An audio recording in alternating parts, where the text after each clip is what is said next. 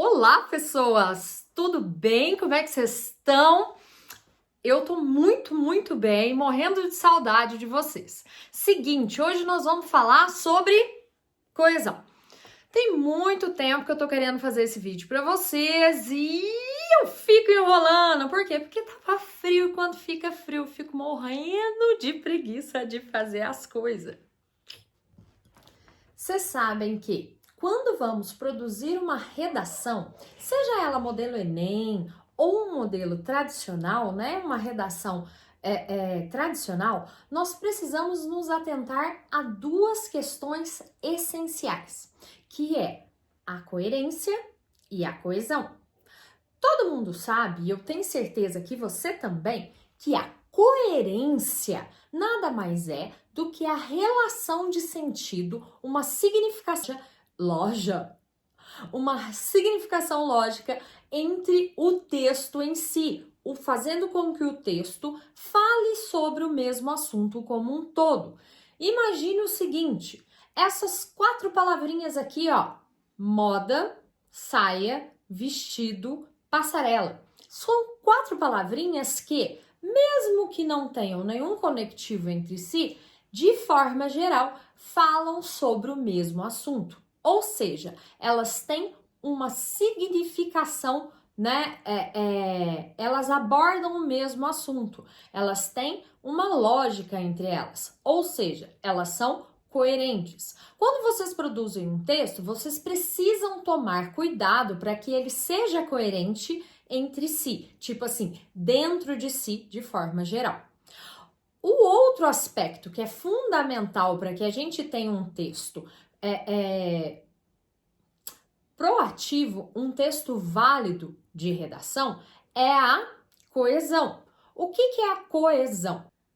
A coesão nada mais são do que marcadores gramaticais, ou seja, marcadores físicos que nos ajudam a fazer a ligação entre as ideias. Ou seja, a coesão são esses marcadores físicos que nos ajudam a construir a coerência de uma redação. Vocês entenderam? Seguinte, existem 2 tipos fundamentais de coesão, que são a coesão referencial e a coesão sequencial. Vamos falar primeiramente sobre a coesão referencial. Como o próprio nome diz, uma coesão referencial é aquela que se referencia a algo que já foi anteriormente dito. A coesão referencial pode ser também chamada de coesão por substituição. Como que ela funciona? A gente substitui um termo que foi anteriormente citado por substantivos, adjetivos ou pronomes. Quando eu digo adjetivos, gente, eu tô falando adjetivos que funcionam como substantivos. Na realidade, nós estamos falando em termos substantivados, ok? Observem esse exemplo aqui, ó, ok? Todo mundo tá olhando?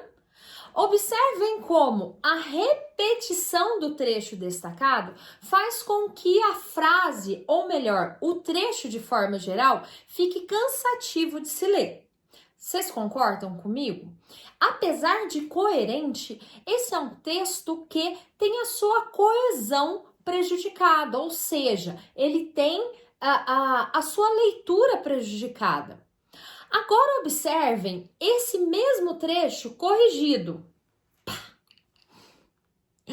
O mesmo trecho corrigido, o que eu fiz? Eu tirei a repetição e substituí por pronomes e substantivos. Quais substantivos que eu fiz a substituição? Por sinônimos, ou seja, por palavras que têm a mesma significação do termo a que eles se referenciam. Observem como o trecho, de forma geral, ficou muito mais fácil de se ler. Ou seja, como que ele ficou com uma leitura muito mais fluida. Ou seja, nós temos ainda a coerência mantida no texto, nós temos ainda a significação mantida no texto e, de quebra, nós temos uma coesão melhorada. Ou seja, nós temos um texto com uma qualidade melhor. Vocês estão entendendo como a coesão é fundamental para que se tenha uma escrita melhor?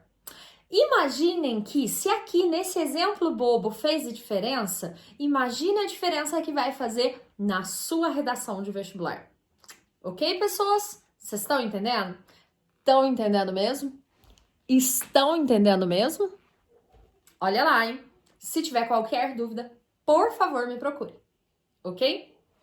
O segundo tipo de coesão que nós vamos tratar hoje é a coesão sequencial. A coesão sequencial é aquela que efetivamente atribui significação ao texto, ou seja, é aquela que precisa de conjunções ou de preposições para dar continuidade ao texto, ok? É aquela que eu tanto encho o saco. Por quê? Porque não se pode, numa redação Enem, por exemplo, iniciar qualquer período, exceto a introdução, sem uma conjunção que atribua significado de relação entre o período anterior, com o período anterior. Vocês entenderam? Então, a coesão sequencial é essa que é realizada através da atribuição de significação com o uso de conjunções ou preposições. Quais conjunções? As subordinativas ou as coordenativas, em que eu atribuo significação de adição, de alternância, de temporalidade, de condicionalidade e por aí vai. A mesma coisa acontece com as preposições. Não se esqueçam que as preposições podem ter milhares, estou exagerando, podem ter muitos significados. Peguem como exemplo a preposição de. Só de base, assim, ó, a preposição de tem no mínimo 3 significações. Quer ver? A faca é feita de aço, ou seja, ela indica o material que a faca é feita. Além disso, ela pode ser de Poços de Caldas. A preposição de indica a origem. Ela pode indicar posse.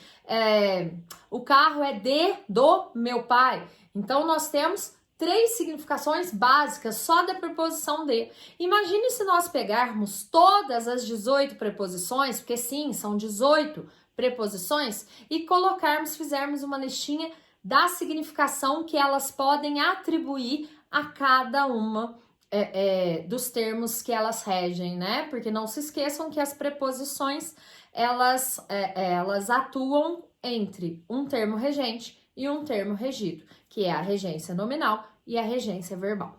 Então, na coesão sequencial, o pulo do gato da coesão sequencial é saber utilizar corretamente a atribuição de significação que as conjunções e as preposições nos possibilitam. Observem esse trechinho aqui, ó. Tá vendo? Ok?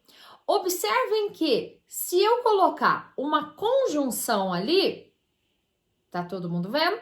Eu mudo completamente a significação que eu estava passando no trechinho.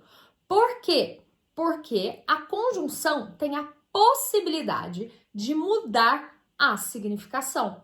A conjunção tem a capacidade de atribuir um significado ao texto. Ou seja, ela tem a capacidade de tornar o seu texto mais coerente, mais uma vez. Ela torna o seu texto melhor de ser lido e mais expressivo. Vocês estão entendendo como é que a coesão, é fundamental para a sua redação? Como que a coesão faz parte da construção de uma redação boa, de uma excelente redação? Ok? Caso vocês tenham qualquer dúvida, vocês me procurem. Não fiquem com essa dúvida encruada por aí, ok? Beijão da titia Thaís.